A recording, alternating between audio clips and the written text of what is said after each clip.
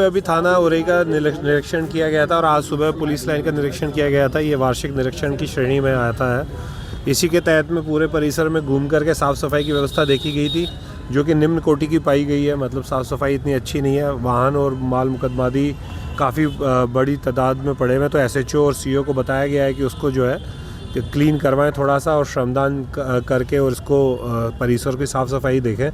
उसके अलावा जो है यहाँ पे मैंने आकर के मिशन शक्ति केंद्र को देखा था और उसके अलावा जो है अन्य जो यूनिट्स यहाँ पे है रजिस्टर्स का रखरखाव किस प्रकार से उनको भी देखा गया। उसके बाद में यहाँ पे थोड़ी पब्लिक ज़्यादा आ गई थी तो जन सुनवाई की गई है, उसकी अलग अलग थानों से आई थी। उसी के तहत में एक इन्वेस्टिगेशन के अंदर कोई एक दरोगा जो है जो वादिनी है उसके साथ में व्हाट्सएप के थ्रू बदतमीज़ी कर रहा था और उसके अलावा उसके इन्वेस्टिगेशन में भी शायद कुछ आरोप लगाया था महिला ने पैसे के लेन देन का। तो नरेंद्र नाम का दरोगा है, उसको तत्काल प्रभाव से निलंबित कर दिया गया है और महिला की जो इन्वेस्टिगेशन है उस पर फर्दर इन्वेस्टिगेशन का ऑर्डर कर दिया गया है। महिला उसमें एक रिकॉर्डिंग बता रही है अपनी और उसकी विवेचना जो है महिला थाना पे ट्रांसफ़र कर दी गई है। सर, कल निरीक्षण के दौरान SP ऑफिस में भी आपने हाँ, बड़े बाबू को निलंबित किया गया है क्योंकि इंडेक्स पत्रावली में से जब हमने देखा था तो कई चीज़ों पे उन्होंने इंडेक्स प्रॉपर मेंटेन नहीं किया हुआ था, उसमें कई प्रविष्टियाँ गायब थी।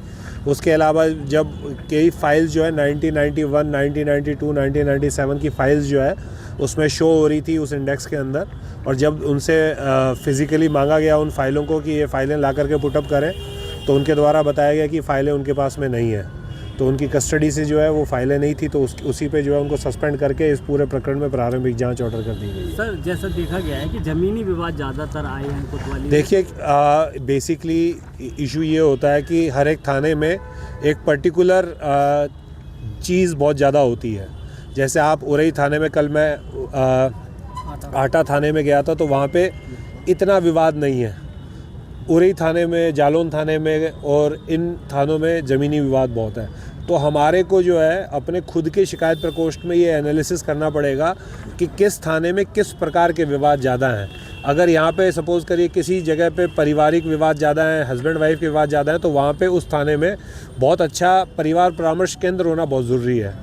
और यदि किसी थाने में ज़मीनों के विवाद है तो वहाँ पे थाना दिवस बाकी थानों के कंपैरिजन में बहुत रॉबस्ट और बहुत अच्छा होना चाहिए। और अगर बहुत ज़्यादा विवाद है तो QRTs भी फॉर्म होनी चाहिए, जॉइंट टीम्स जिसे हम बोलते हैं, क्विक रिएक्शन टीम, कि उसको कम से कम ये इंतज़ार ना करना पड़े कि अब अगला थाना दिवस कब आएगा या अगला तहसील दिवस कब आएगा तब जाकर के उसका निस्तारण होगा।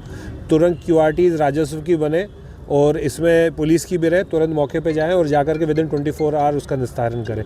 तो इसी संभावना पे, QRTs की संभावना पे, जॉइंट टीम्स की संभावना पे SP को बताया गया है, SP और DM को, कि ये इस पर थोड़ा विचार कर लें। अगर इस तरह का कोई मॉडल QRT मॉडल्स निकाल सके तो इससे, जिसे बोलते हैं, जस्टिस तो होगा पर इंस्टेंटली होगा, मतलब जस्टिस डिनाइड टाइप वाली सिचुएशन ना हो। सर, आपने अभी फीडबैक रजिस्टर भी चेक किए हैं क्या?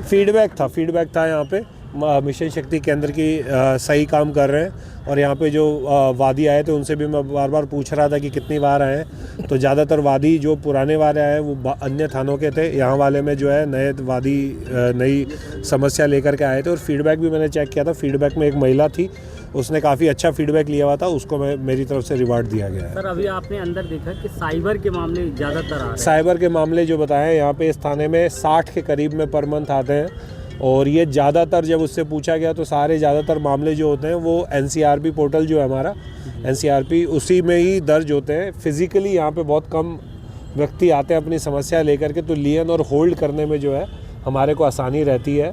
रिकवरी की बात को लेकर के यहाँ पे थोड़ा सा इशू जो मेरे संज्ञान में आया है कि यहाँ पे जो है कोर्ट जो है उसमें FIR की प्रति मांगता है उसको रिलीज़ करने के लिए, और यहाँ पे पुलिस से जो रिपोर्ट जाती है वो एक्सेप्ट नहीं की जा रही है। तो उसके लिए SSP और DM को जो है यहाँ पे निर्देश दिए गए हैं कि अगली मॉनिटरिंग सेल बैठक में इस मुद्दे को उठा करके इसका निस्तारण करने की